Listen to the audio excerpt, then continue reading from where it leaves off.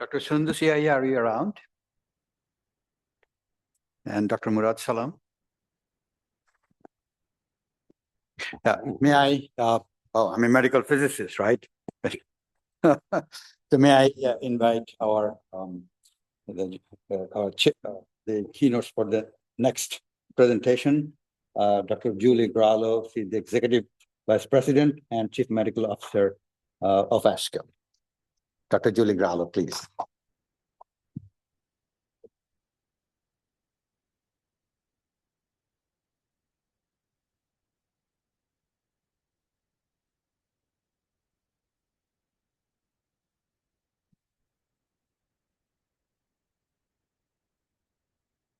Thank you. I'm delighted to be here. I'd like to thank the founders, the board members, all of you who are organizing this amazing new society.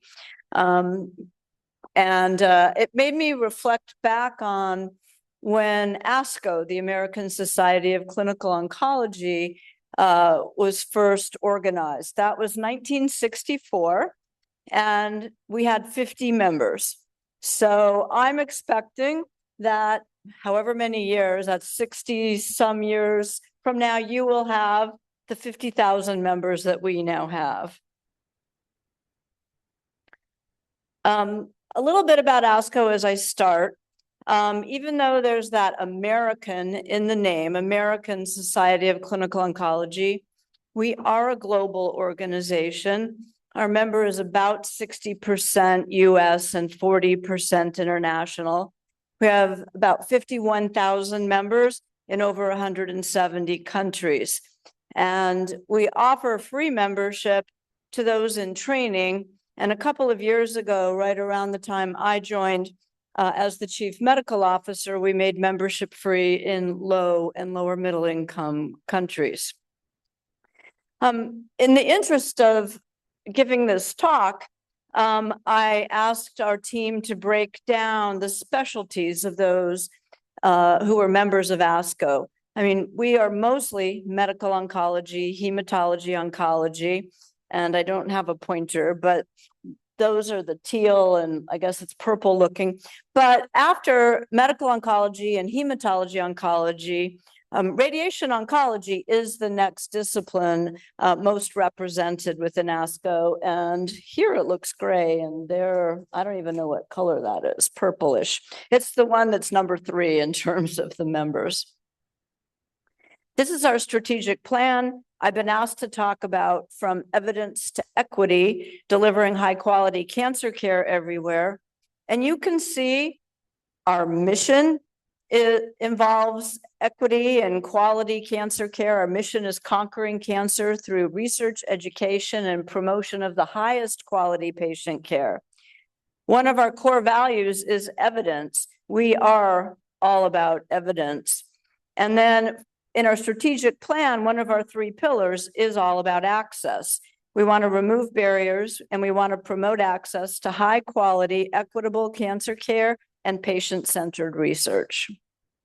So everything we do is really framed around what you've entitled my talk, from evidence to equity, delivering high quality cancer care everywhere. Thank you. We made a big commitment about 5 years ago to really reach out to that 40% of our membership that's international, and took to do that by forming a series of regional councils. The first was Asia Pacific, that was formed in 2019, and then Latin America, Sub-Saharan Africa, Central and Eastern Europe. We have an India advisory group. And a major part of the reason why I frequently say yes when I get invitations from the MENA region is because we are trying to figure out, along with you, what do you want in the MENA region? Okay, so what we do with these regional councils is we don't say, here's what ASCO is going to offer you. We say, what can ASCO do for you? Now, we can't do everything that we're asked to do, but can we adapt programs and services and trainings for your culture, for your context? And so this is a busy slide. We can focus on Asia Pacific since you have Asia as part of your membership. They were the first regional council that we convened. They said, we want a meeting in our region.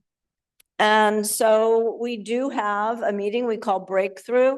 That's every year, every other year in Asia Pacific. This year it will be at the end of June in Singapore. And abstracts and registration are now open.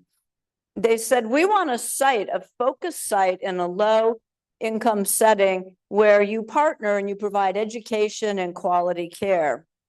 And the regional council chose the site. There were applications. ASCO didn't choose it, the regional council did, and that's in Sarawak, Malaysia.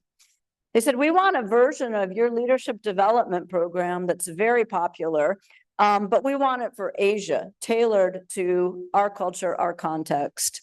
They said, we want some grant money where we're not competing with everybody from the US and Western Europe, and we've been able to accomplish that. And they said, we want training in clinical research. So we developed an international cancer research scholars program, a year-long program. So let's talk a little bit about high quality care. That was my topic. And, you know, quality care is using evidence to, we use evidence to establish standards of care and clinical practice. We have programs in quality care. Our Quality Oncology Practice Initiative, COPI, is quite well known. It's being replaced essentially by something we're calling ASCO certified. COPI was mostly around the delivery of chemotherapy, where ASCO certified is 7 domains that expand well beyond that. And as part of the certification process in these programs, we measure what's happening. And we're constantly assessing and improving. It's a continuous quality improvement. This is what ASCO certified looks like. It's a patient-centered cancer care certification. So that patient is indeed at the center. Patient engagement is one pillar. Availability and access to care is another pillar. Evidence-based medicine, equitable and team-based care, the whole multidisciplinary team, we're all needed. Quality improvement that's continuous, a whole pillar on goals of care, palliative care, end-of-life care, and then the original COPI, which was chemo safety. And so each of these has measures to know if we're on track, and if we're not, we do continuous quality improvement. We have a low and middle income country pilot of our quality measures. We don't expect that low income countries can immediately jump and be able to qualify for all 7 of those pillars. We have 4 countries that are working on this COPI pilot right now. I'm highlighting here the Uganda Cancer Institute. Dr. Jackson Oram is the director. He said, we want to know what we're doing. We volunteer to be a test for, can we actually do quality improvement and quality care? So we let them pick 6 measures out of all of our COPI measures. And they said, let's see if we can find this in the chart and what we're doing. So one of the measures was, seems really basic, but can we find a pathology report confirming malignancy in the chart?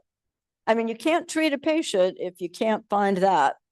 Number 2 was, is staging documented within a month of the first office visit? You're not going to be able to track how you're doing if you're downstaging or what, if you don't know the stage of diagnosis. And then was there a documented plan for chemotherapy if it was recommended, and documented so it included the doses, the route, the time intervals, what was intended to be given.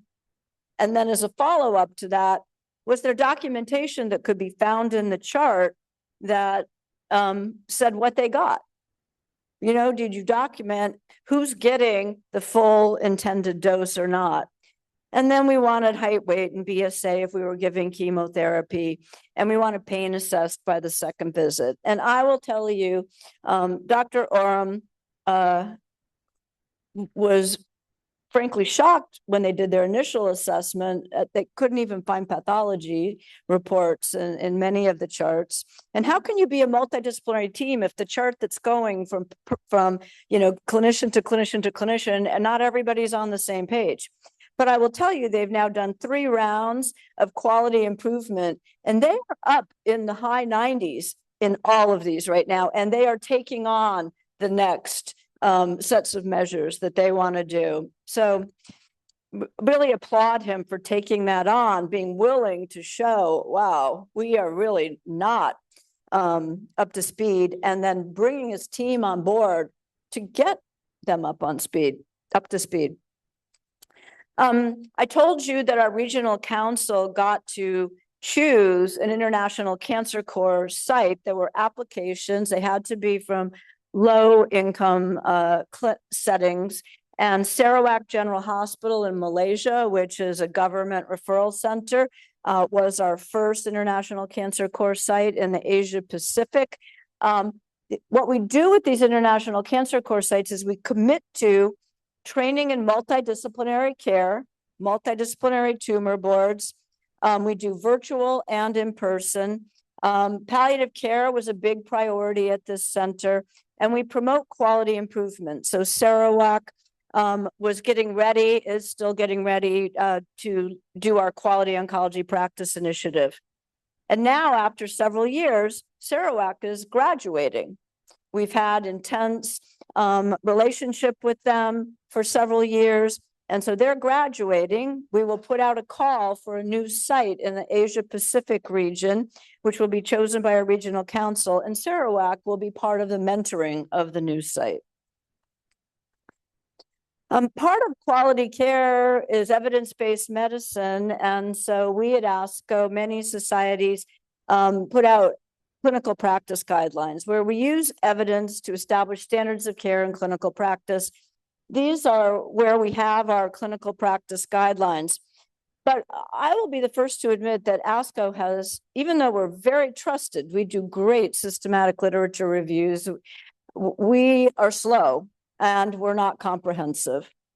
And so the slow piece of it, we decided, let's use AI to help us here. So we partnered with Google Cloud and our colleagues there. We developed a guidelines assistant that could go in and in a walled garden, access our guidelines. It gets away from all that misinformation, false information that we heard about. It's only looking at our guidelines as a start. Now, this is clunky because we're still not updating them fast. So the next piece of it is we're using AI as a guidelines generator. So we've committed to having 100 guidelines that at a minimum of every 8 weeks, AI is scanning the literature and then putting in front of real humans. Okay, we're not going to lose those humans who were reviewing it and says, does this institute a change in the guidelines? We've already published 4 living guidelines. That's what we're calling these, non-small cell with driver alterations or without. That's what this algorithm here, that's non-small cell lung cancer with a driver mutation. You could remember all of that, all of those different drugs that we have approved and all the alterations you need to look at. We need these guidelines. We've just in the last couple of weeks put out a living guideline on multiple myeloma and metastatic castrate-resistant prostate cancer. We aim to have 100 by the end of this year, and that cannot be done without the help of AI. And then we have a series of resource stratified or global guidelines where we pull together the community across strata of resources and say, here's the basic level. Every country should be able to do this. Here's a limited level if you want to go up to the next step. And then here's the enhanced level, which would be equal to what our standard guidelines are. And we have these right now in cervical cancer, palliative care, colorectal cancer, ovarian, metastatic breast cancer, and geriatric oncology, and we're working on many more. Now we're talking about access to care. And partnership and collaboration is the only way we're going to make progress. So we've joined the Union for International Cancer Control's ATOM coalition, that's Access to Oncology Medicines, as one of more than 40 partners. And this terrific coalition led by UICC is looking at increasing the availability and affordability of cancer medicines in low and lower middle income countries, but not just getting the drugs, increasing the capacity to use these medicines appropriately.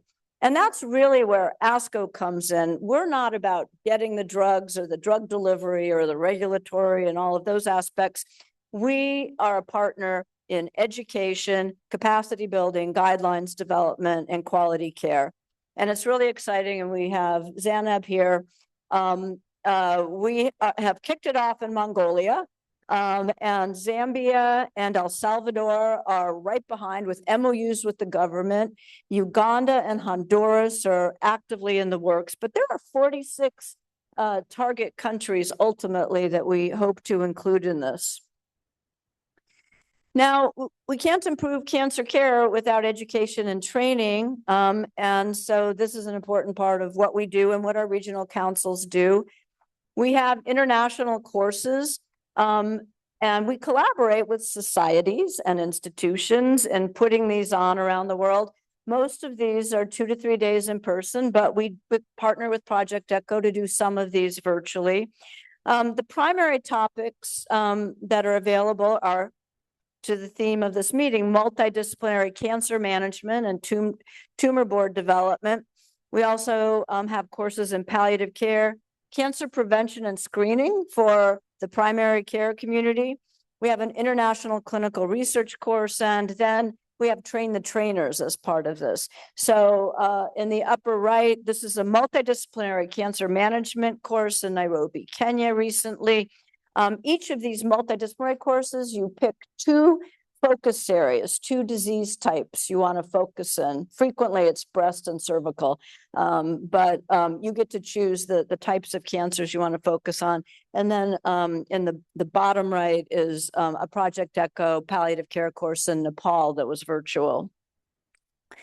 We also have other partners, and the City Cancer Challenge has been a terrific partner, again, incubated by UICC and now its own entity. We're a partner in the City Cancer Challenge, which is focused on a commitment of a city to improve cancer care in their area. We're a partner with respect to education and access to our ASCO resources and programs. And this is a little bit outdated because I saw just we're on World Cancer Day. We added a new site in the Philippines, along with Yangon, Myanmar, Phnom Penh, and Greater Petaling, Malaysia, already being in the Asia Pacific region. And we do, as part of our commitment to education with City Cancer Challenge, we do multidisciplinary cancer management courses. This is one in Peru.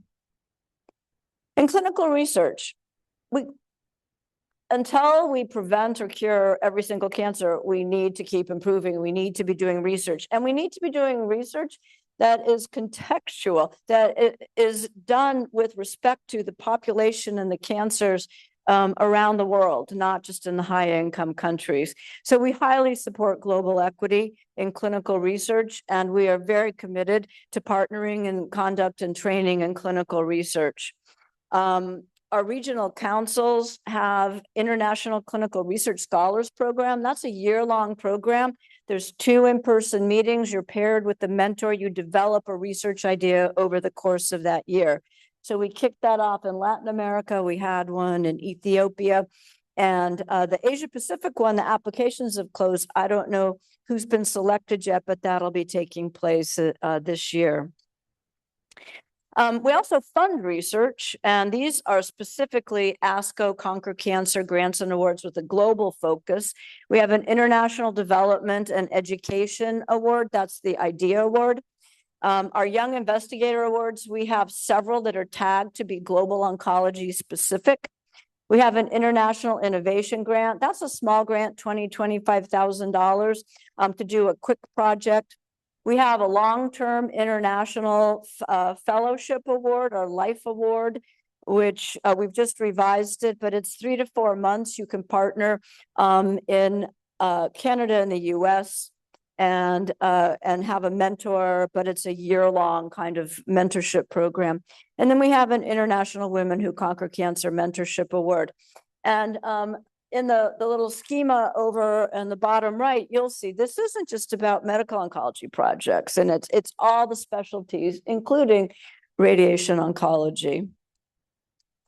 Leadership development, we've got, I'm really sad to hear that we don't have enough radiation residents, was it Italy, that are applying. We've got to support the next generation of cancer leaders. So leadership development is important.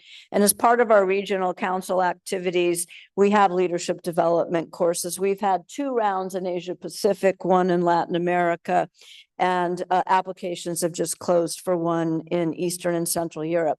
Also, as part of our relationship with City Cancer Challenge, and this is my favorite leadership development program, we have a leadership program for women in oncology. So women from each of those cities, which come from all over, there is 1 selected from each of those cities to go through a year-long program. And then we have virtual mentoring because we can't all be in person.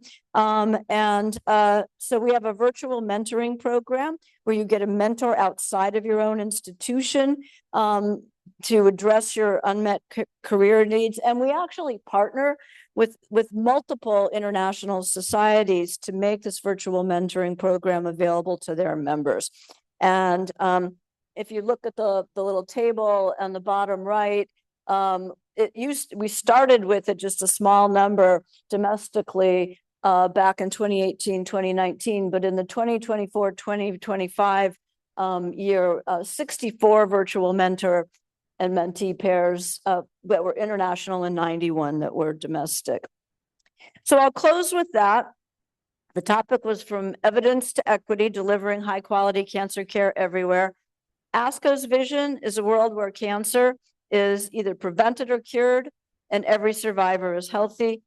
Let's work together to reach that goal. Thank you.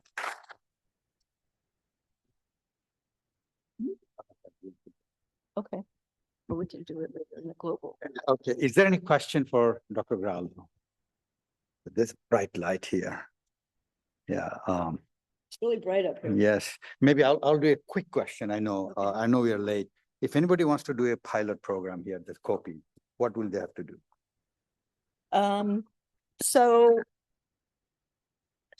I think right now we've got 5 of that full ASCO certified, the several domains, and about 20 international COPI certified.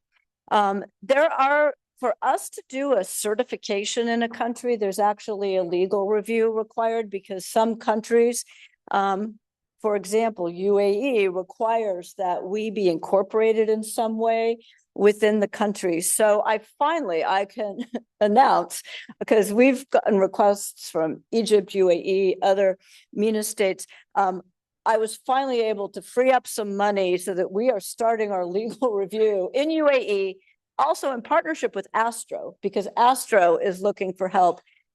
We want to do it, but there are legal issues with us giving a certification. And so we're actually bringing in UAE lawyers as well as US lawyers to figure out how we can legally do this. Hopefully now that I can tell you, I mean, truly it's as of this week that I got the money and the permission to move ahead with the legal review. So I'm hoping it moves fast. Yes. Let's give Dr. Gralow another round of applause here. So may